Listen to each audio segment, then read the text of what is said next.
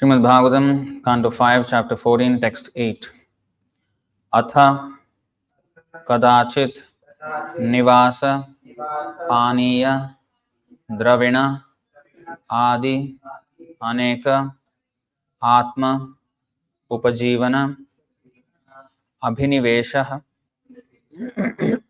etasyam samsara atavyam itah tatah paridhavati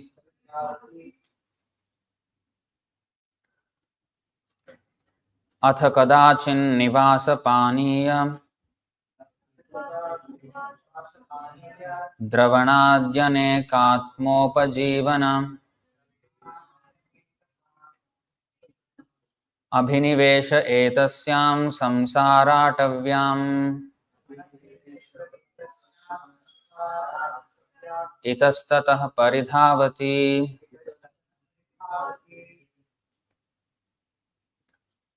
Atha, in this way, kadachit, sometimes, nivasa, residence, paniya, water. Can you see the audio? Dravina, wealth, adi, and so on. Aneka, in various items. Atma upajivana, which are considered necessary to maintain body and soul together. Abhiniveshah, a person fully absorbed. Etasyam, in this samsara atavyam, the material world, which is like a great forest. Itah tatah, here and there. Haribol. Are you in the class or are you somewhere else? Paridhavati, runs around.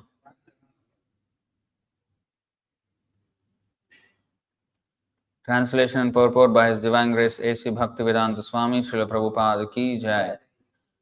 Translation. Sometimes the conditioned soul is absorbed in finding residential quarters or apartments and getting a supply of water and riches to maintain his body. Absorbed in acquiring a variety of necessities, he forgets everything and perpetually runs around the forest of material existence. Please repeat. Sometimes the conditioned soul is absorbed in finding residential quarters or apartments and getting a supply of water and riches to maintain his body. Absorbed in acquiring a variety of necessities, he forgets everything and perpetually runs around the forest of material existence. Purport. As originally mentioned, a poor man belonging to the mercantile community goes to the forest to get some cheap goods to bring back to the city to sell at a profit. He is so absorbed in the thought of maintaining body and soul together that he forgets his original relationship with Krishna and seeks only the bodily comforts. Thus, material activities are the conditioned soul's only engagement. Not knowing the aim of life, the materialist perpetually wanders in material existence, struggling to get the necessities of life. Not understanding the aim of life, even though he acquires sufficient necessities, he manufactures artificial necessities and thus becomes more and more entangled. He creates a mental situation whereby he needs greater and greater comforts. The materialist does not know the secret of nature's ways, as confirmed in Bhagavad Gita 3.27. Prakriteh kriyamānāni gunaih karmāni sarvashah ahankara vimūಢātmā kartāham iti manyate. The bewildered spirit soul, under the influence of the three modes of material nature, thinks himself to be the doer of activities which are in actuality carried out by nature. Due to lusty desire, the living entity creates a certain mental situation whereby he wants to enjoy this material world. He thus becomes entangled, enters different bodies, and suffers in them. Om Ajnanatimirandhasya Jnananjanashalakaya Chakshurunmilitam Yena Tasmai Shri Gurave Namaha Shri Chaitanya Manobhishtam Sthapitam Yena Bhutale Swayam Rupah Kadamahyam Dadati Swapadantikam Vandeham Shri Guru Shri Yutapada Kamalam Shri Gurun Vaishnavamscha Shri Rupam Sagrajatam Sahagana Raghunathanvitam Tam Sajivam Sadvaitam Savadhutam Parijana Sahitam Krishna Chaitanya Devam Shri Radha Krishna Padan Sahagana Lalita Shri Vishakhanvitamscha हे कृष्ण करुणा सिंधो दीनबंधो जगत्पते गोपेश गोपिका कांत राधा कांत नमोस्तुते तप्त कांचन गौरांगी राधे वृंदावनेश्वरी वृषभानुसुते देवी प्रणमामि हरिप्रिये वाञ्छाकल्पतरुभ्यश्च कृपा सिन्धुभ्य एव च पतितानां पावनेभ्यो वैष्णवेभ्यो नमो नमः नम ओं विष्णुपादाय कृष्णप्रेष्ठाय भूतले श्रीमते भक्तिवेदांत स्वामिनिति नामिने नमस्ते सारस्वते देवे गौरवाणी प्रचारिणे निर्विशेष शून्यवादी पाश्चात्यदेशतारिणे जय श्री कृष्ण चैतन्य प्रभु नित्यानंद श्री अद्वैत गदाधर श्रीवासादि गौरभक्तवृंद हरे Krishna Krishna Krishna Hare Hare Hare Ram Ram Ram Hare Hare.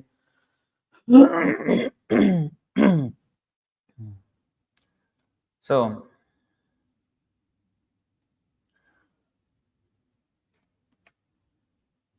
the problems of the conditioned soul,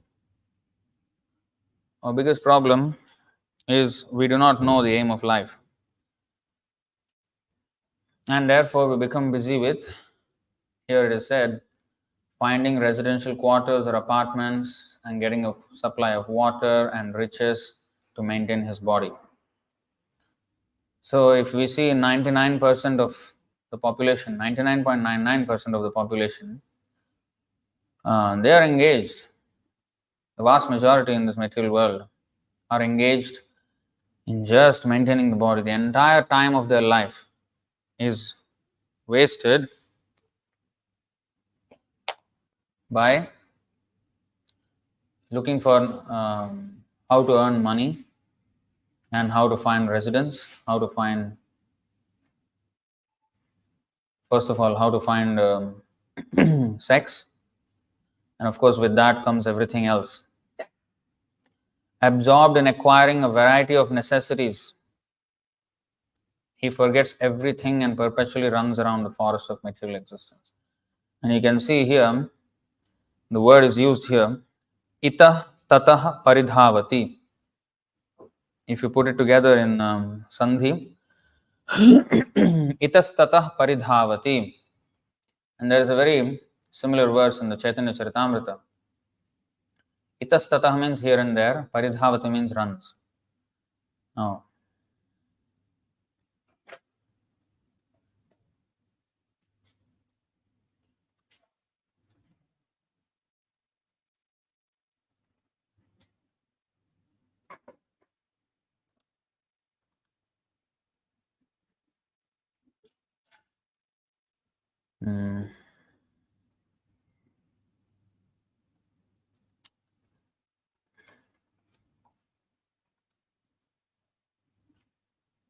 Antya 6.227.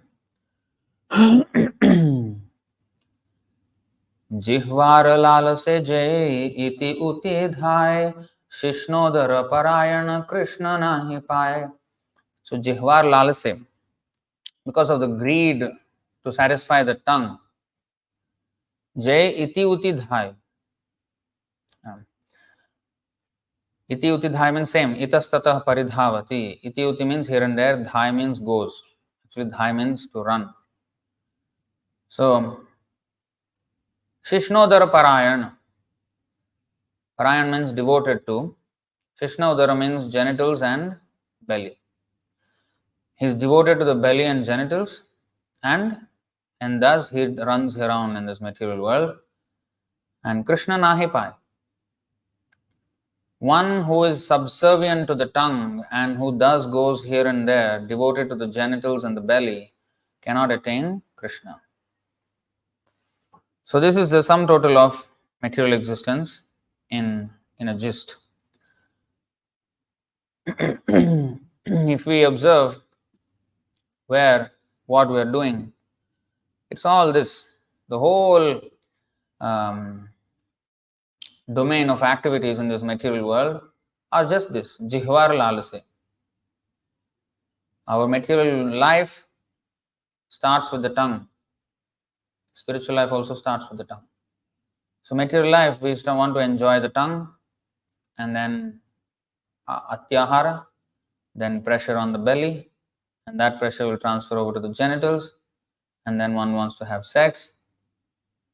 And in the material world, especially, it is said,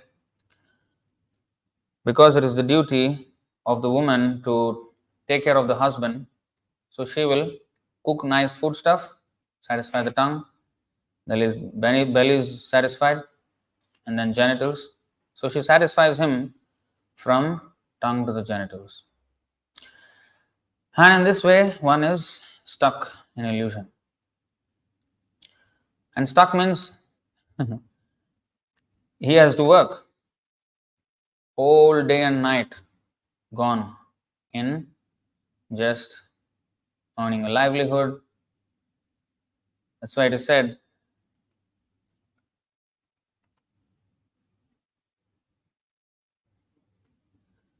Nidraya hriyate naktam vyavayena chavavayaha divacharthe haya rajan kutumba bharane nava. This is the same thing in another way it is said. The lifetime of such an envious householder is passed at night either in sleeping or in sex indulgence, and in the daytime either in making money or maintaining family members. And moreover, he is envious. The envy will manifest in different ways. It may not always be that one is fighting with somebody. The fighting comes in different ways. Sometimes it is given euphemistic nomenclature. That means something that sounds better than fighting. They say competitiveness. They will teach their children also to be competitive in school. Then when you grow up, you have to be competitive in sports or business or job. They give it good names. Anartham arthakyam. We have seen that. What is that? It's actually anartham.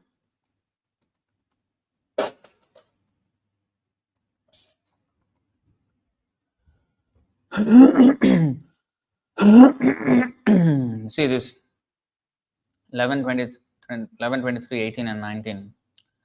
Steyam himsanritam dambha kamah krodha smayo madah bhedo vairam avishvasah samspardha vyasanani cha ete panchadashanartha hi arthamula mata nirnam tasmat anartham arthakyam shreyorthi duratastyajet.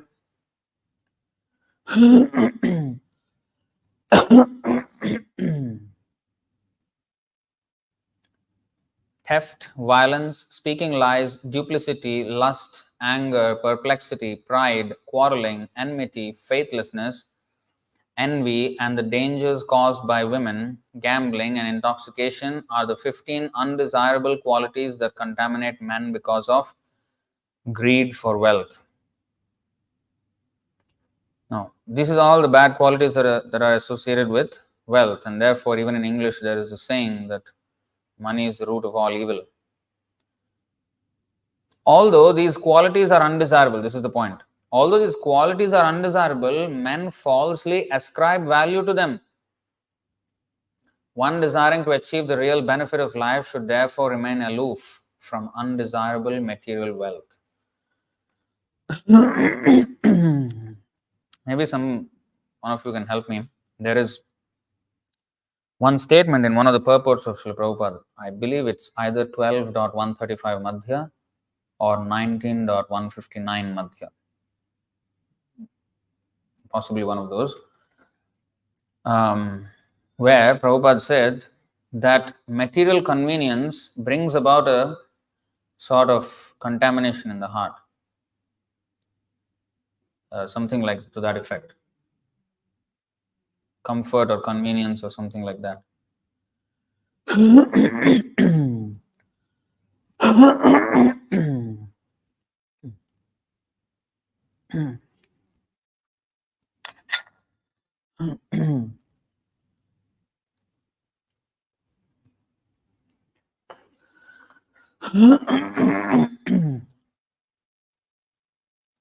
So, where it is?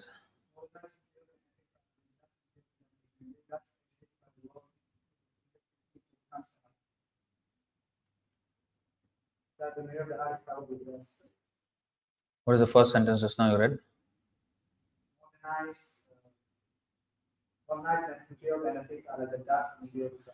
Yeah, 12.135.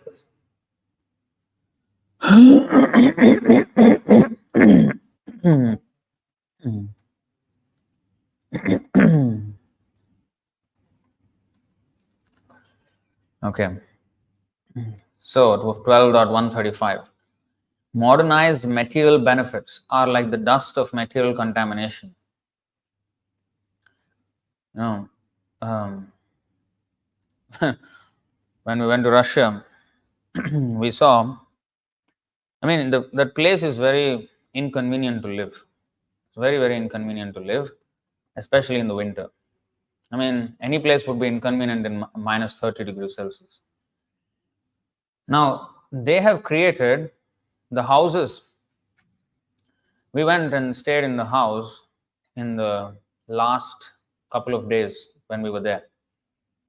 The very last 2 days. We stayed in a house that is far off from the city in the mountains. It's a very scenic place alongside the river, but it's on a slope almost 60 degrees, 45 or 50 degrees at least slope. The house is constructed on a slope like that. And of course, the house is like this. So the stilts, like big logs, are so the platform is raised so that it's it's constructed like that. And there is no roads coming to that place. And the house was constructed with wood mostly, and about 2 structures were constructed, and it was very comfortable inside. Very, very comfortable, very modern. So we asked him, the owner of the house, who's kind of a devotee. So we asked him, how much effort did it take and money did it take to build this? Because there's no truck can come there. It's off-road. You know what's off-road? It's not even a paved road. So it was somewhere, deep within almost like a forest. It's actually a forest. So he said it took 7-8 years to build that house. And there was a time when, for one trip, a helicopter had to be brought to lower down the logs, bring the logs over and then lower down. There's no roads there. A big helicopter has to come and then bring the logs there. And then even construction is not easy. You cannot have just like this earth mover things and all these kind of things, machinery equipment to do that. So it was a very tough job. But you see how much time is spent to make a modern material benefit kind of home. Dust of material contamination. First of all, how much time we spend building. A lot of time is wasted and making it very comfortable. Of course, nowadays nobody is, um, used to staying without comfort, especially in this kind of countries. If you see in India, there's no comfort. You go to even the cold places, there is no wooden floor, or sometimes there is, but it's cold. The floor is cold and everything. There's no heating system underneath the floor, nothing like that. All those you can find in Europe and Russia and America. But India will not find. There to tolerate. So, tolerance, matra sparshastu kaunteya, shitoshna sukha dukkhadaha, agama payano nityas, tam stitikshasva bharata. This is actually a very great solution, tolerance. A lot of time can be saved because of tolerance. Because we want to counteract the suffering of this material world, the inconvenience of this material world, and we spend huge amounts of money, and for that we work very hard, and after that we try to make a solution to the problem. So how much? We have limited time. Why should we act like we have unlimited time? And even if unlimited time, we have to use it in Krishna's service. The other day, I think the other class, I was mentioning the same point, that Lomarsha Muni, who is a great sage, who has a lifetime which is unimaginable length of time. When one Brahma dies, one hair from his body will drop. And like that, when all the hairs of his body drop, and that time he will die. So he has a lifetime of many millions of Brahmas. And yet, one day he was chanting, and it was raining. He was sitting in one cottage where it was not properly, not even sitting in a cottage. He was just sitting and chanting, and then it was raining. Everyone was chanting in the rain. Just going on chanting. So Narad Muni was passing by. He asked him, "Why don't you at least maybe build a cottage for yourself? At least a small cottage." Lomash Muni said, "That is a time waste. It's not enough time." He was chanting. So that is the position of great self-realized soul. They understand. Because ultimately, we are instructed many verses in the Bhagavatam which gives us a kind of urgency, right? Oh, this human life will be spoiled and will be finished at any moment. Oh, so while you have it, please make good use of it and become Krishna conscious. So some urgency is, brought to our notice, impressed upon us. But if we go to the spiritual world, there is no urgency there. Eternal life, you can do whatever you want. Not whatever you want. If you do something other than Krishna's service, then we will be sent here again. But basically, there's no urgency there. There's no death that is going to stop. There's not like limited opportunity. There's unlimited opportunity of service, unlimited servants there. And yet we have to be engaged with complete focus. All the devotees there are completely focused in Krishna Seva without any deviation.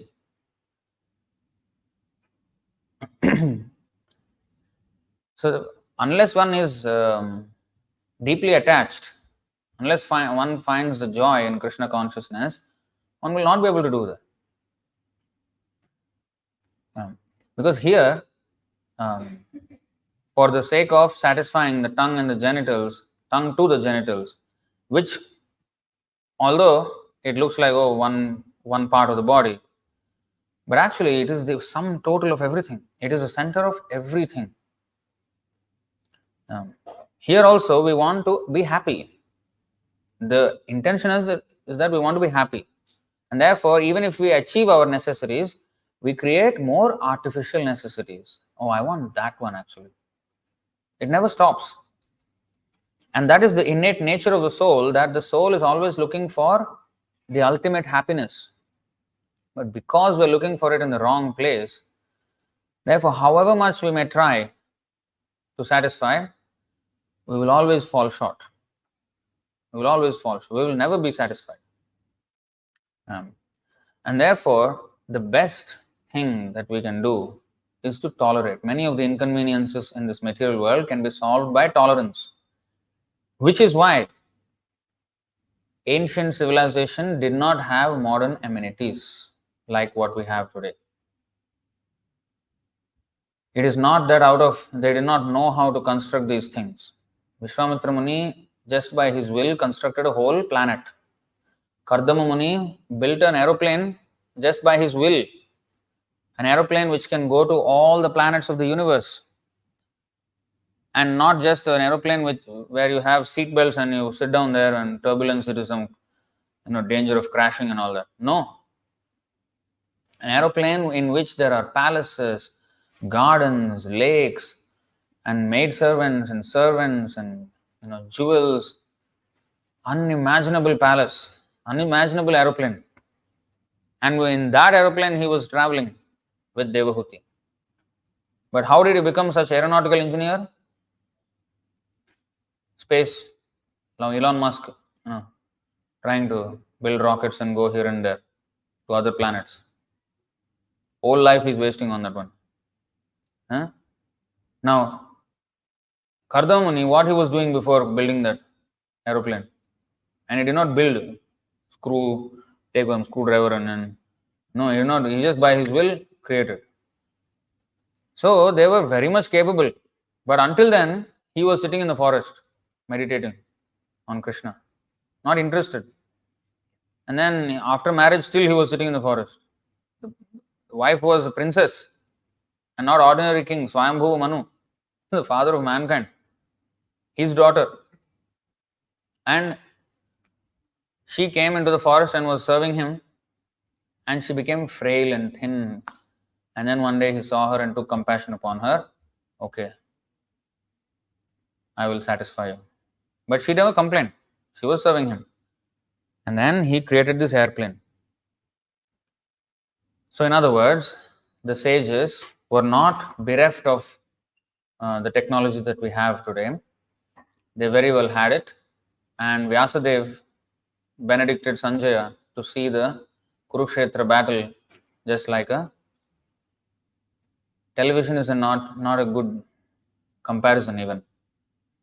Nowadays there is VR, virtual reality, goggles. You put screen on your eyes, basically.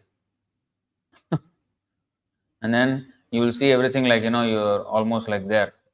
Virtual reality, as if you're right there.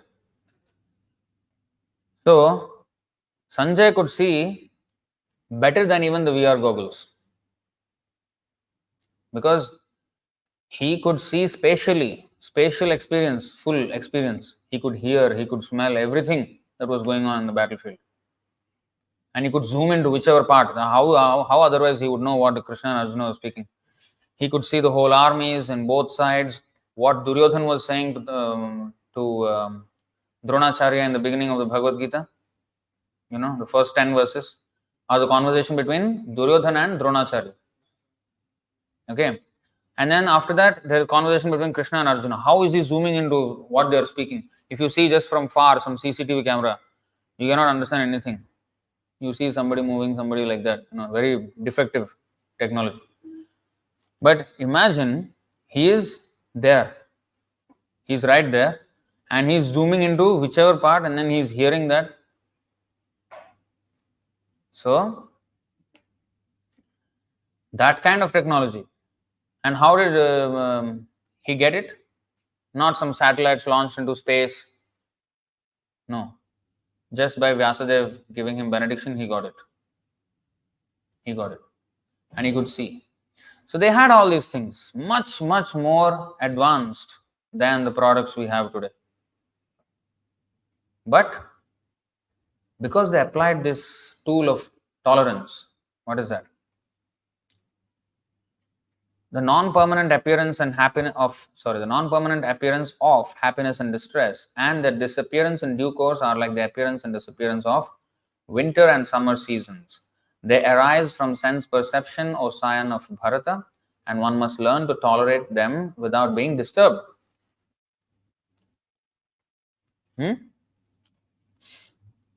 Why is this very important? Why is this very necessary? Because if we don't tolerate, then we have to waste a lot of time. Entire lifetime is lost to build a residential quarters, to find money for that, and for that we have to work. To get one thing, I have to do another thing, and to get that thing, I have to do another thing. To get that thing, I have to do another thing. If I have to have, say, wife, then I have to have a home. If I want to have a home, then I have to have money. If I want to have money, then I have to work like an ass.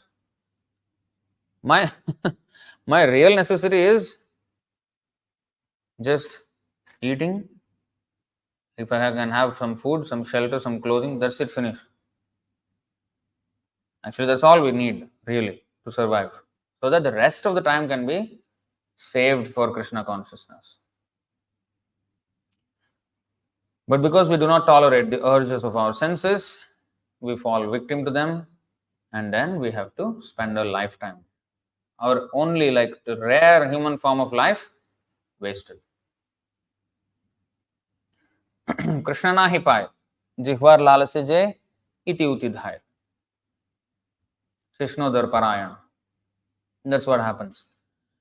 So tolerance of inconvenient situations have to be just tolerated, and then our focus should be on Krishna consciousness.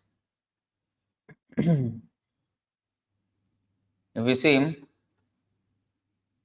this is how, if we do not tolerate, this is what happens. पुंसस्त्रिया मिथुनी भावमेतं तयोर्मिथो हृदय ग्रन्थिमाहु अतो गृहक्षेत्र सुताप्तवित्तैर् जनस्य मोहोऽयम् अहं ममेति. The attraction between male and female is the basic principle of material existence.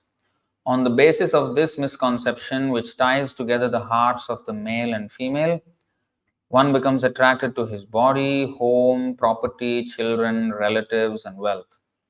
In this way, one increases life's illusions and thinks in terms of I and mine.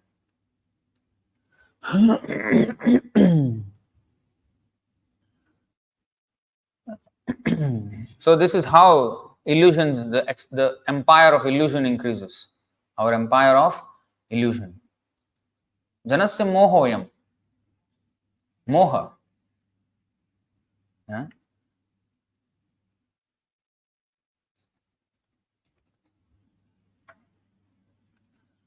उत्पत्त्यैव हि कामेषु प्राणेषु स्वजनेषु च आसक्तमनसो मर्त्या आत्मनोऽनर्थहेतुषु अनर्थहेतुषु. आसक्तमनसो मर्त्या आत्मनः अनर्थहेतुषु.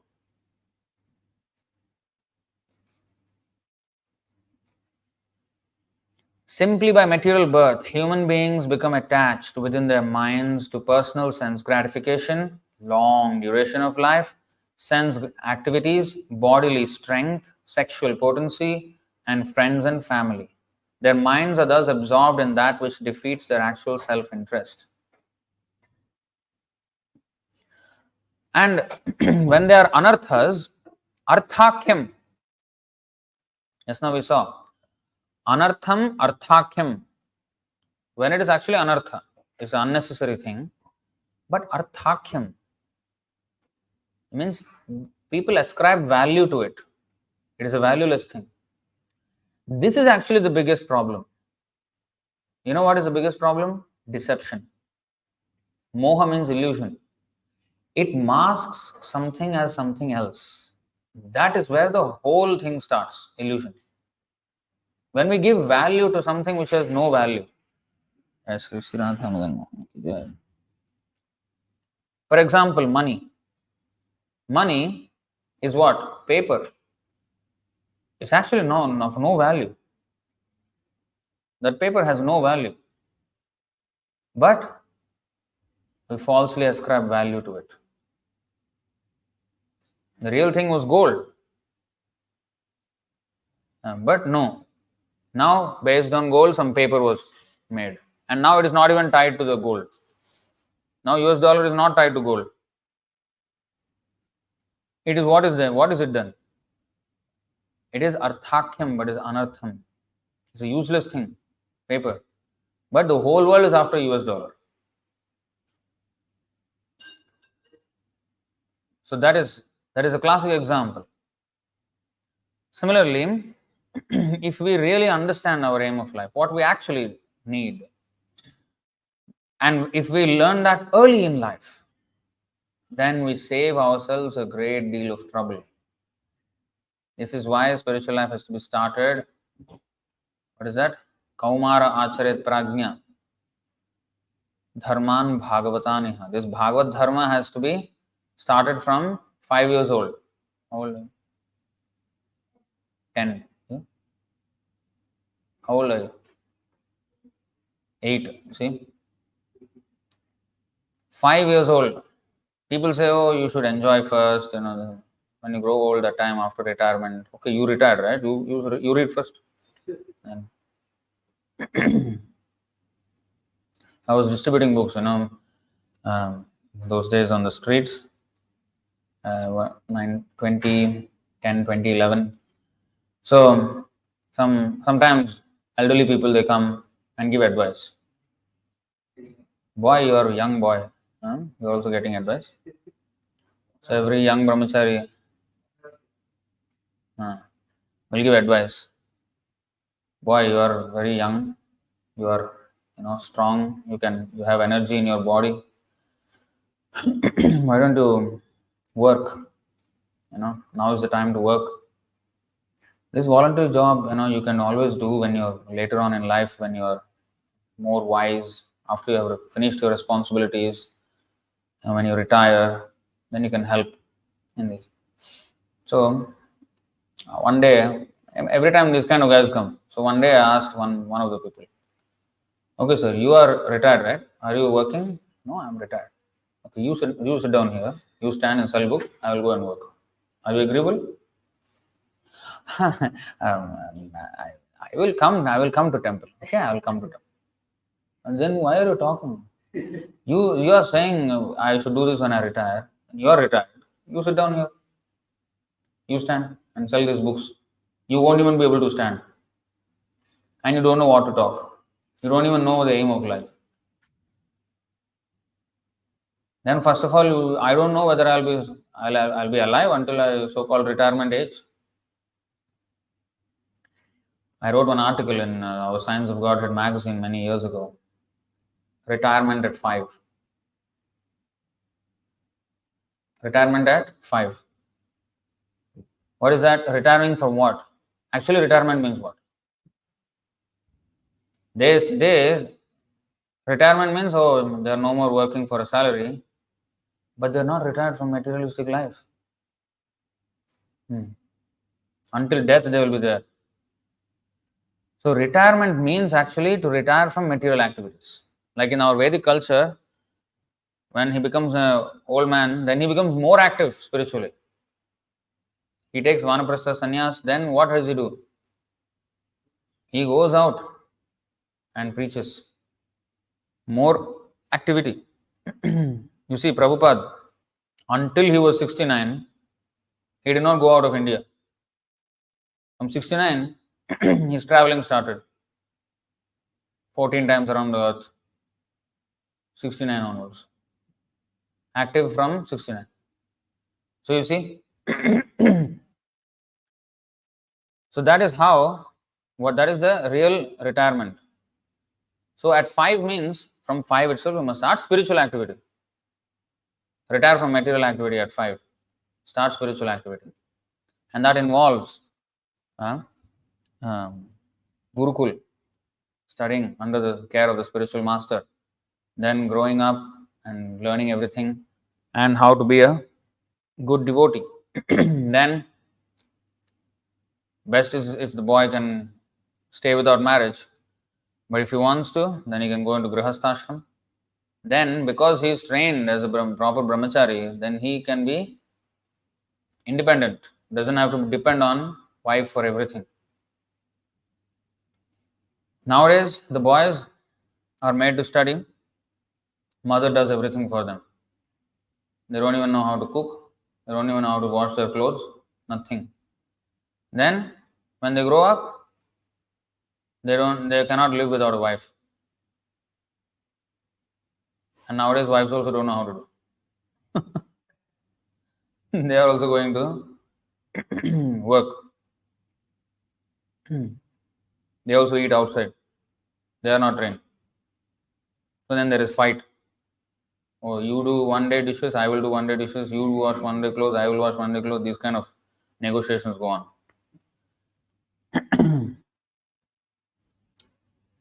And then both of them don't know how to do fight. So this is the problem. But if he is independent, not just on these things, but to understand that sense gratification is not to be pursued. It should be given up. Nowadays, what are the children? People used to hear Ramayana, Mahabharata, and Vishnu Puran, Srimad Bhagavatam. These stories used to fill the minds of people. They are not stories, the historical facts. But nowadays, from young boy, he is going and watching Titanic. Watching what? All the Indian movies, full same story every time. Different flavors, same story. This is what he's watching from young. So what will he learn like that? Huh? And expect big sadhus to come out of that kind of factory of sense gratification. So, simply by material birth, human beings become attached within their minds to what? Personal sense gratification. How to enjoy myself. Long duration of life.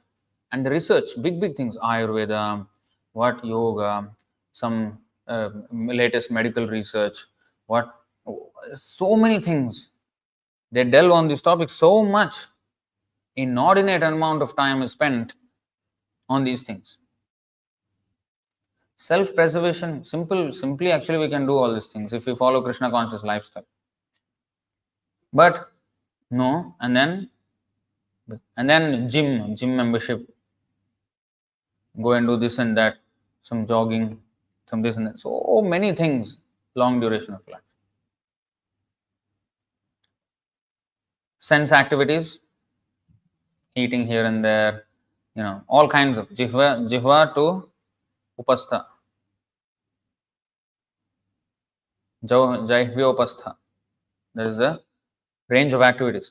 Bodily strength, gym. Bodily strength. Sexual potency.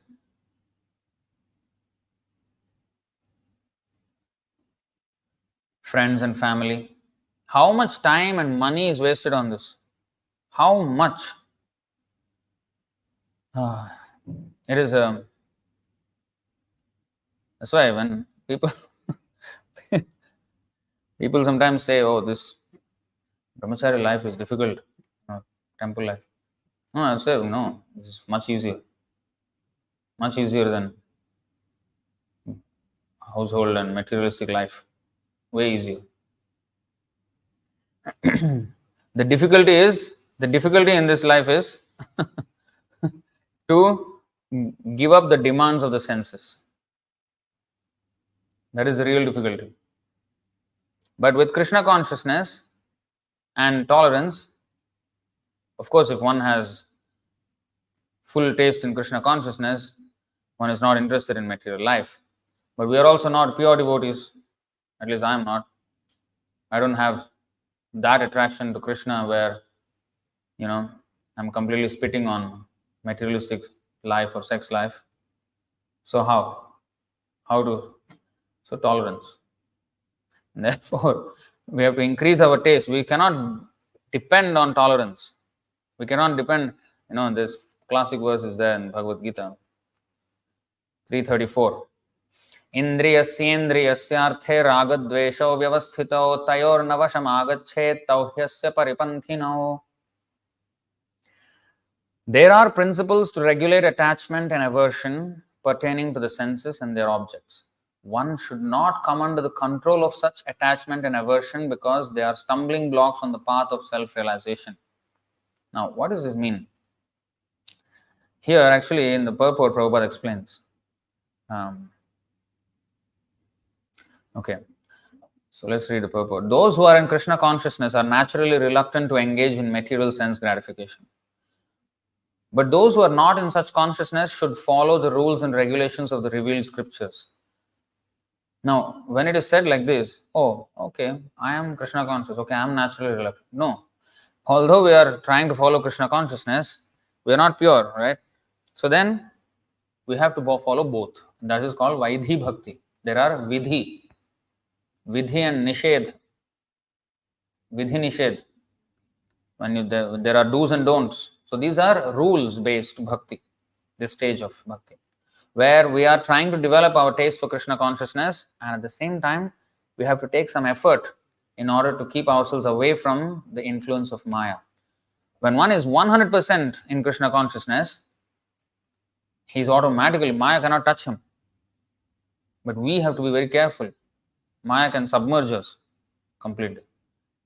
In fact, once Prabhupada was asked by one of his disciples, Prabhupada, we are, Krishna conscious, but sometimes why are we in Maya?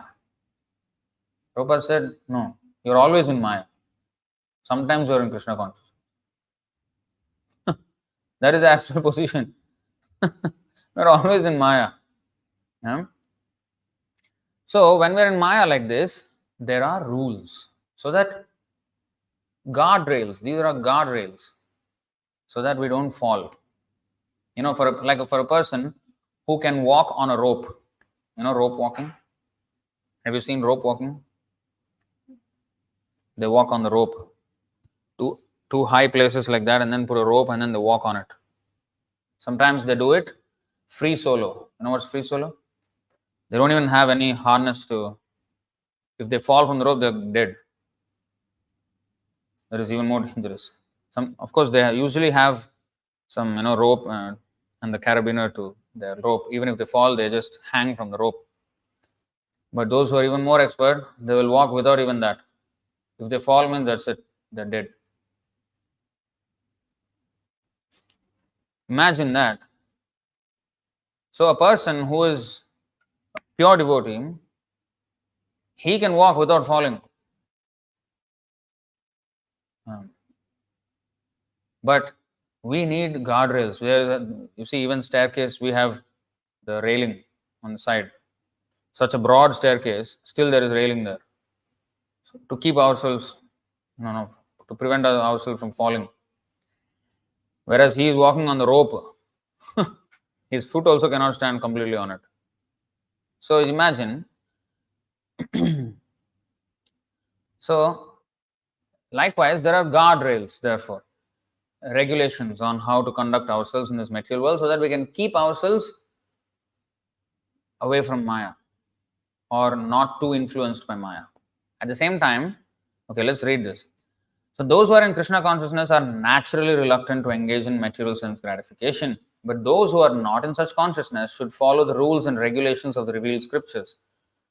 Unrestricted sense enjoyment is the cause of material engagement, but one who follows the rules and regulations of the revealed scriptures does not become entangled by the sense objects. So this is the point, so that we keep ourselves from being entangled. For example, sex enjoyment is a necessity for the conditioned soul, and sex enjoyment is allowed under the license of marriage ties. According to scriptural injunctions, one is forbidden to engage in sex relationships with any woman other than one's wife. All other women are to be considered as one's mother. But in spite of such injunctions, a man is still inclined to have sex relationships with other women. These propensities are to be curbed, otherwise there will be stumbling blocks on the path of self-realization. As long as the material body is there, the necessities of the material body are allowed, but under rules and regulations. And yet, we should not rely upon the control of such allowances. This is the point. One has to follow those rules and regulations unattached to them, because practice of sense gratification under rules, under regulations may also lead one to go astray, as much as there is always the chance of an accident even on the royal roads. Although they may be very carefully maintained, no one can guarantee that there will be no danger even on the safest road. The sense enjoyment spirit has been current a very long time owing to material association. Therefore, in spite of regulated sense enjoyment, there is every chance of falling down. Therefore, any attachment for regulated sense enjoyment must also be avoided by all means. But attachment to Krishna consciousness or acting always in the loving service of Krishna detaches one from all kinds of sensory activities. Therefore, no one should try to be detached from Krishna consciousness at any stage of life. The whole purpose of detachment from all kinds of sense attachment is ultimately to become situated on the platform of Krishna consciousness. This is perfect. So, we have rules, okay, how we should be conducting ourselves, how we should be considering every woman as mother. These are regulations. But we cannot depend on these. The real thing that we should depend on is our own Krishna consciousness, the strength of our own sadhana. Yeah. The example is given that of a bird. A bird and we. If I stand on a branch and the bird stands on a branch of a tree, I depend on the branch. If the branch breaks, I am dead. I fall down. But the bird, although standing on the branch, it is not depending on the branch. If the branch breaks, it depends on its own wings to fly. So it will prevent itself from falling down, although it seemingly rests upon the branch. It does not rely on the branch. So similarly, we have to follow these rules and regulations, but in the meantime, we have to increase our Krishna consciousness, because rasavarjam rasopyasya param drishtva nivartate vishaya vinivartante niraharasya dehinah. This is the real way to give up sense gratification.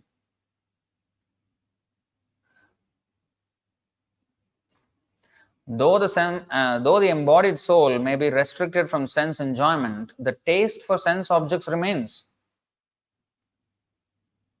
But ceasing such engagements by experiencing a higher taste, he is fixed in consciousness. So we are restricted with our rules, how much we can associate with the opposite sex, how much we should eat, how much we should sleep. All these are restrictions. But the taste for it still remains in the mind. So how to give up that taste in the mind? By experiencing higher taste. That is Krishna consciousness. So while these rules are to be followed, we should increasingly not depend on such rules by increasing our Krishna consciousness.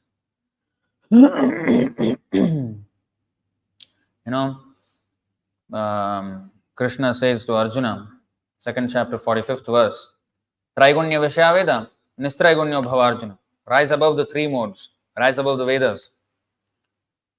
So devotees, they act on the principle above the Vedas. What does that mean? That is for the pure devotee. We are not there. There are devotional service in the mode of ignorance, passion, goodness. We are completely in the Traigunya. Okay. So while we are in the Traigunya and yet we are trying to do a transcendental activity of devotional service, so there has to be rules and regulations. The rules should push our Krishna consciousness forward, and the regulations should limit our sense gratification simultaneously. And eventually, when one gains enough strength, then one does not rely on anything. Then he relies on the strength of his own Krishna consciousness. And for example, he may still follow the rules and regulations. In fact, he still does.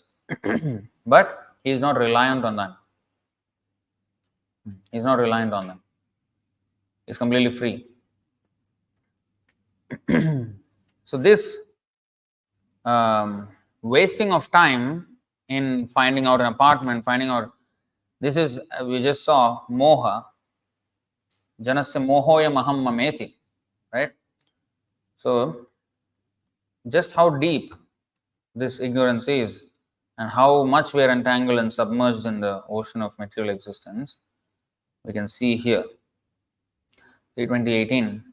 Sasarjat chhayaya vidyam pancha parvanamagratah tamisram mandha tamisram tamo moho mahatamaha.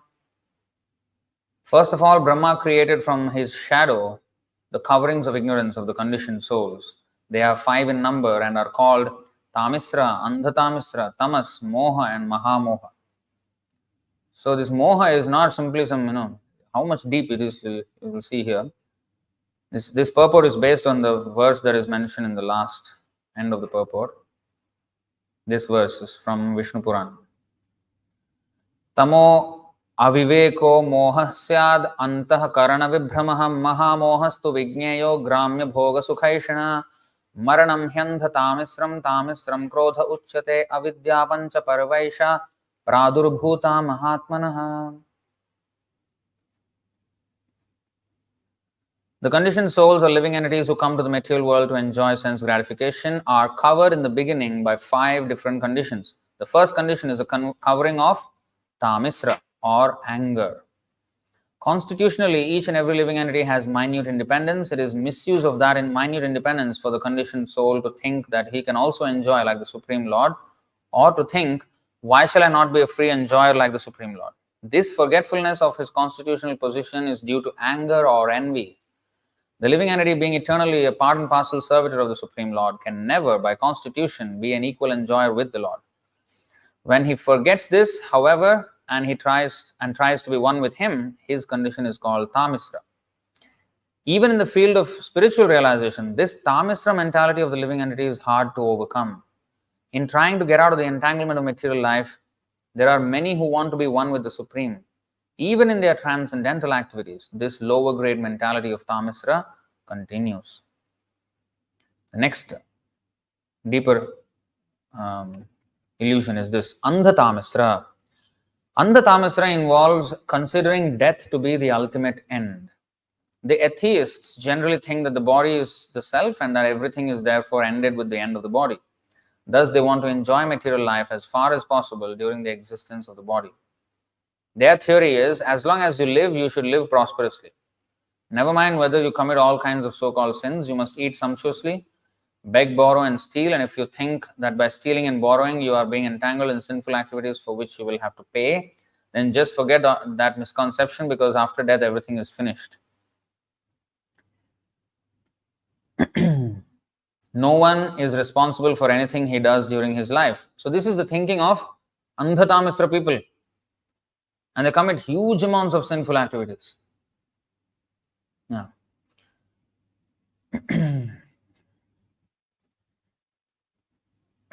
Because they do not think that they are answerable to their such actions. I mean, people like these elites, like Bill Gates and stuff, they fund stupid medical research which just to kill people. Kill people.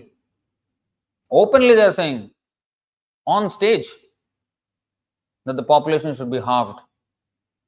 How can they speak like that? Huh? They don't think, this is sinful. I don't have to pay, I'll just, do it.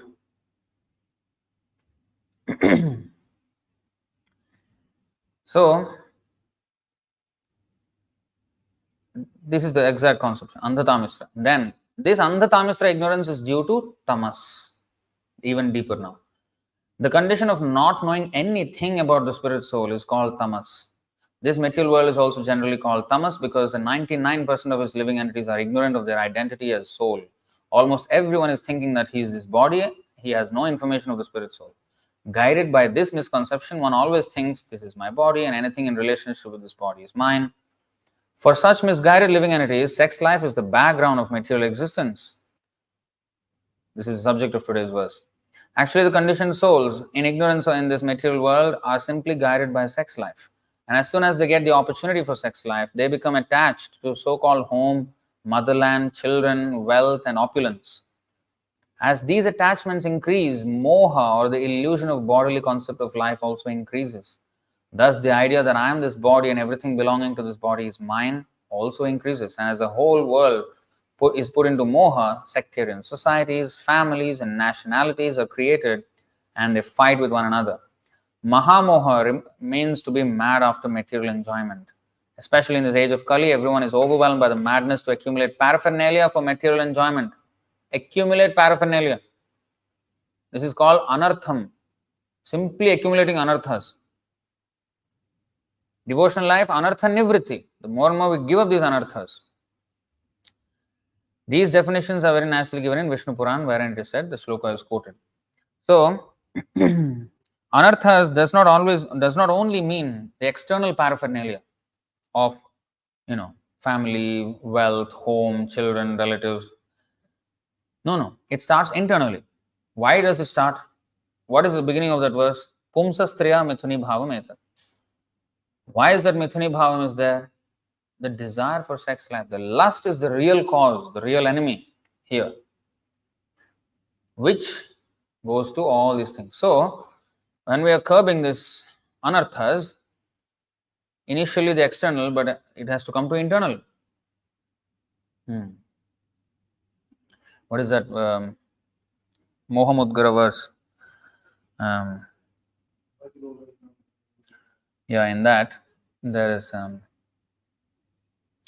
Taratala bhikshus Karatala bhikshus tarutala vasa tadapani munchat yasha pasha. Karatala bhikshus tarutala vasa. That means even when one is renounced, he is a Karatala bhikshu. He is a bhikshu. Means he is begging from door to door with his hands. So Karatala bhikshu tarutala vasaha. That means he is staying under the tree. That much detached he is. For us it is considered very detached, right? Karatala bhikshu tarutala vasa. Tadapani munchati asha pasha. Even then our material desires are not gone. Mind is full of material desires. Even in that stage. So it is very subtle. It is very subtle. And all those are anarthas. They want to be known as a greater Swami or greater leader or great, all these things. These are all anarthas. The desire to be worshipped, the desire to be adored. What is that? All the upashakha.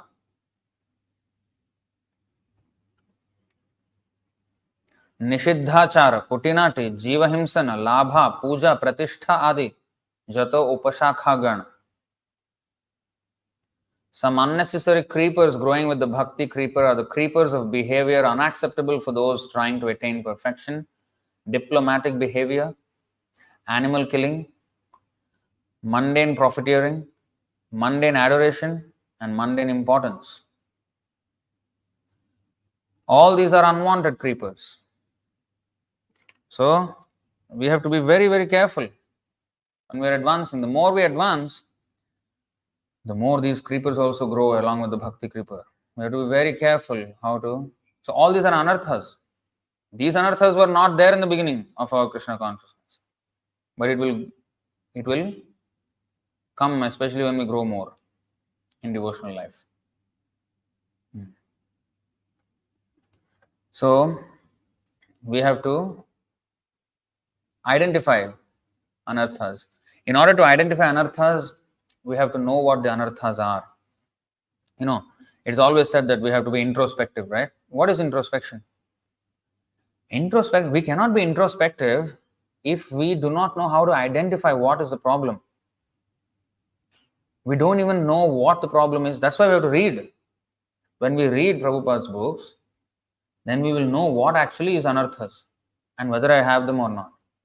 Otherwise, I am completely oblivious to the fact that I have so many anarthas and I think I am a great devotee.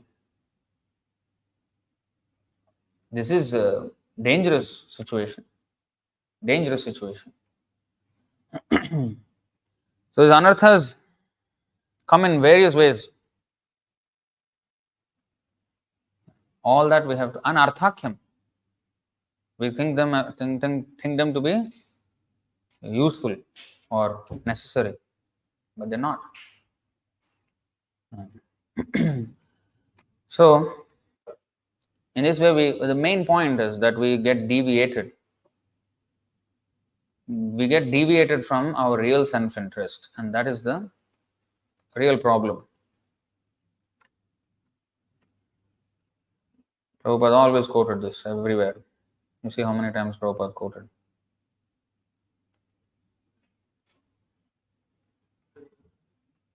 न ते विदुः स्वार्थगतिं हि विष्णुं दुराशया ये बहिरर्थमानिनः अन्धा यथान्धैरुपनीयमानास्तेऽपीशतन्त्र्याम् उरुदां निबद्धाः. Artha, what is our real artha? Nate viduhu swartha. Swartha means one's own self-interest. Swarthagatim hi Vishnum. Vishnu is our real interest, or Krishna. Nothing else. But durashaya, because of false or bad desires, and the desires which never will get fulfilled. Durashaya, hope against hope.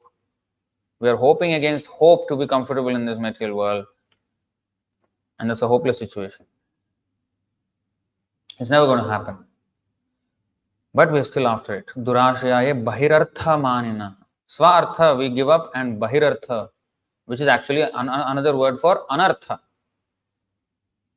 Bahirartha manina. Andha yathandhair. We are blind. Upaniyamana. So the leader is blind, the follower is blind. Tepi shatantriam urudam nibadha. Urudamni means very tightly and strongly bound. We are so tightly bound up in this material world. We are completely unable to understand. So therefore, knowledge starts with Shravanam, Kirtanam. You have to hear, then we will understand how much this is dangerous and waste of time. Waste of very valuable time. And when we say waste of time, it is the most grave problem. We don't realize. Actually, this verse is there. Sahanistan mahatchidram. Samoha sacha vibhramaha yan muhurtam kshanam vapi vasudevam na chintayet. If even for a moment remembrance of Vasudeva, the Supreme Personality of Godhead, is missed, that is the greatest loss, that is the greatest illusion, and that is the greatest anomaly. Even if one moment, 2936 purport. But our whole life, like today's verse, what is that? Whole life is wasted. Running after iti utidhaya or itastatah paridhavati. Simply running around here and there. Like children, they will run here and there. There is no purpose in their life. Simply running. Itastatah paridhavati. And adults, they do the same thing. They run farther. They take plane and go somewhere, fly, and come back. And then go train, bus, this, that. Same dhavati. Itastatah paridhavati. There's no maturity there. No maturity at all. Simply doing same thing. There is one saying in English. Boys play with toys. But when they grow up, they don't give up the toys. The toys just become bigger. They play with bigger toys. That's it. They play with bigger toys. They're not maturing. There's nothing changing. They're simply playing with toys only again. Bigger toys.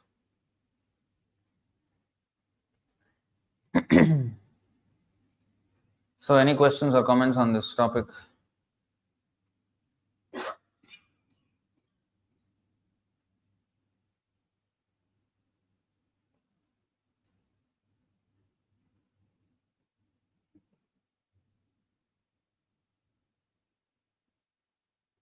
Okay, I don't see any question.